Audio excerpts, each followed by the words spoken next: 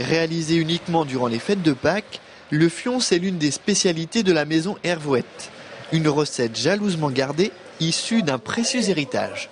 Quand je suis venu les remplacer à leur retraite, j'ai automatiquement repris la recette, appris à le faire avec Madame Berriot-Rachel. Et voilà, c'est toujours la même recette qu'on perdure depuis 11 ans déjà. Le fion, c'est en premier lieu une pâte qui ressemble à celle utilisée pour fabriquer les nouilles. Il faut qu'elle soit étanche. Il nous faut donc une pâte très compacte. On façonne d'abord le pot en terre, ensuite on fait bouillir cette pâte et on la ressort de l'eau bouillante et on laisse sécher. Ce n'est qu'après 24 heures de séchage que cette pâte pourra recevoir sa préparation.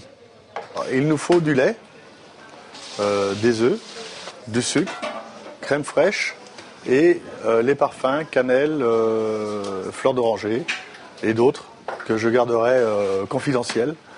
Ce que nous pouvons tout de même vous dévoiler, c'est qu'il faut faire cuire le lait jusqu'à ébullition, puis le mélanger avec les autres ingrédients. Ensuite, verser le liquide dans la pâte qui aura été préalablement badigeonnée au jaune d'œuf.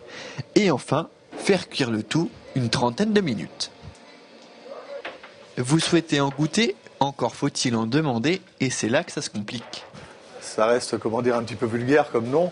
On ne l'a pas choisi, il est là et on fait avec, quoi. Il préfère demander un flan ou un gâteau comme ça, un gâteau de Pâques, mais surtout pas un fion. Hein. Et même si beaucoup ne le prononcent pas, comment ne pas succomber aux formes et au goût si particuliers du fion?